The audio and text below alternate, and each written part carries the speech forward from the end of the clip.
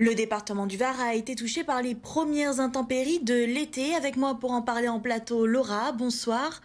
Justement, peu de dégâts dans notre département, mais une activité électrique particulièrement soutenue. La preuve avec ce chiffre, Laurie, 1385 impacts de foudre ont été recensés par l'Observatoire français des tornades et orages, ce qui fait du Var le département le plus touché de France la nuit dernière entre minuit et 5 heures du matin. La commune la plus impactée, elle, est Seillan avec 121 éclairs. Conséquence, les sapeurs-pompiers du Var sont intervenus à plusieurs reprises dans la nuit pour des départs de feu sur les communes du Pradé, Flyosque, Belgencier, Roquebrune-sur-Argence et Barjol. Des impacts de foudre, mais aussi des précipitations avec de forts cumuls de pluie sur certaines communes. 74 mm à Belgencier, Néoul, Pugéville ou encore Besse sur Issol. Entre 75 et 80 mm à Draguignan et Seillan et 50 mm sur le secteur de l'incendie du Gros Bessillon à Cotignac, Montfort